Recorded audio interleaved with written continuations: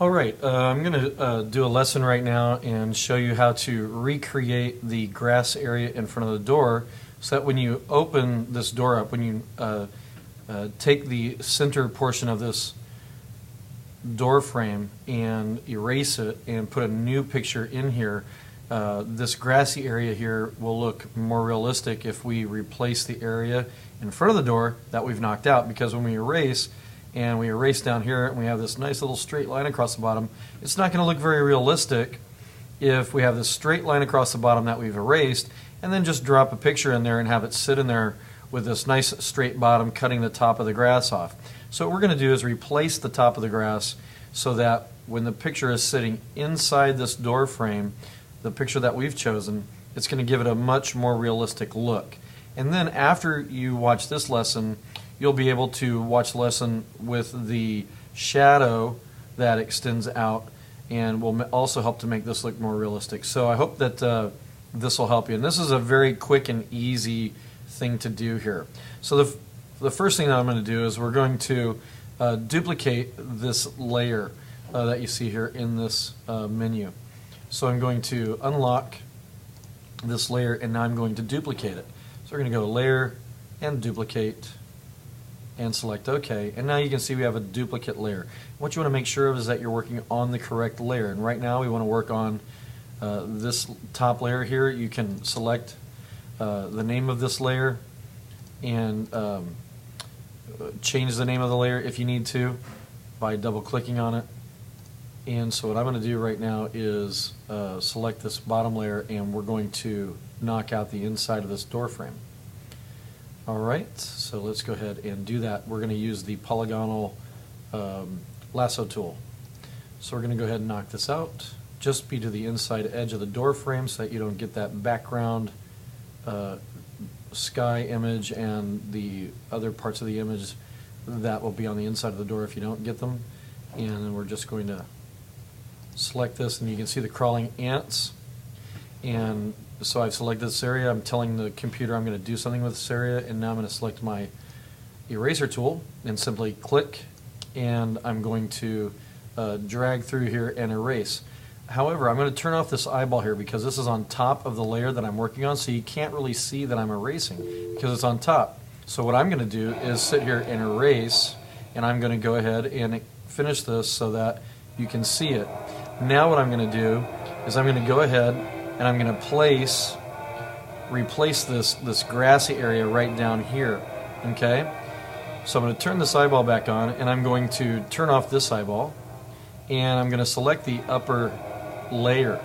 Notice I can have the eyeballs turned on and think that I'm working on this layer here. I've got to make sure that I've highlighted this area and that I am working on the layer that I think that I'm working on, that I want to work on. So make sure you're on the correct layer when you start to create this work. So now what I'm going to do is I'm going to take my normal lasso tool, the traditional lasso tool, and I'm going to select this area right here. I'm going to go around the door frame, up around this little grassy area here, because as you can see there are some little tufts of grass here that I want to replace. So what I'm going to do is select my lasso tool and click and hold and drag.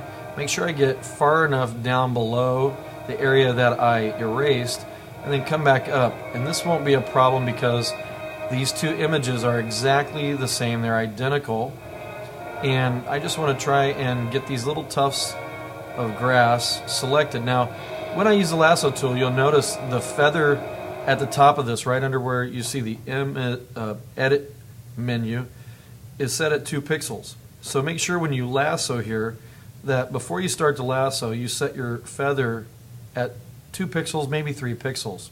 Now I've selected this area and I've told the computer that I want to do something with this area. And what I want to do is I want to create a duplicate of the area I've lassoed. So I'm going to come up here to my layer menu, select the new tab, and I'm going to scroll over to the layer via copy. And when I do that, it creates a new layer, and it's also the active layer. And the layer that I was working with is the reason why it placed this layer just above it. Whatever layer you select and you do the work with, that is the layer that the next layer is going to be just above that. It's going to place your next layer just above the one that you created from or were working with.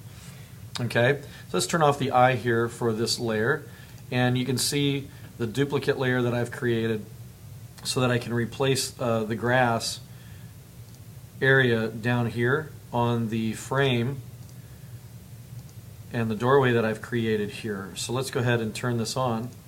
And now you can see I've replaced this grass area. You can also see that it's a little bit on the fuzzy side, which is nice because it'll help to blend in the image that I place back into this doorway and have it look a little more realistic that way, because it's not just cut off in front of this. If I were just to place my image in here, this would not look very realistic, would it?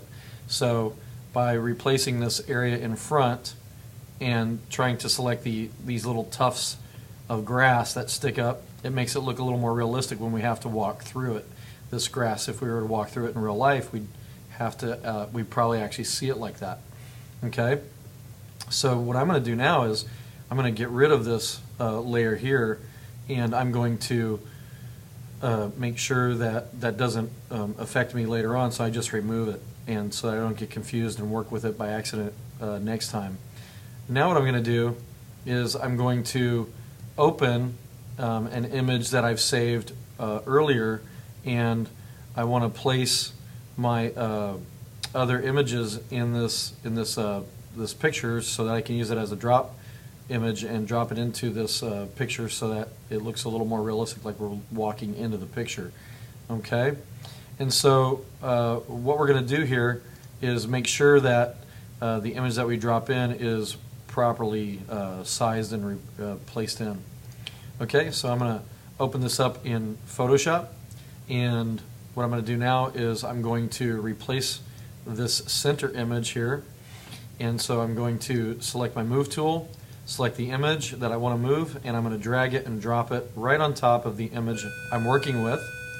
And so now I've got an image here that is dropped into this picture, and what I need to do is resize it. So let's get rid of this picture here, and now what I'm going to do is resize this image so that I can use it in the doorway, and hopefully it'll look somewhat realistic.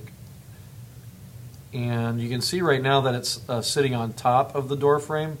Of course, I've stretched this a little bit, and it doesn't look quite as realistic as it probably could or should. So I'll just see what it looks like here. So I've got to place this on the correct layer in between the grass layer and the door frame. So I'm going to take this and drag it to the bottom. Now, I've changed the size of this image by stretching it or resizing it down to an image that's going to fit in this doorway, so I must apply that. So let's save and apply it, and it'll ask me to rename it. I'm just going to call this waterfall, and now I'm going to go ahead and save this.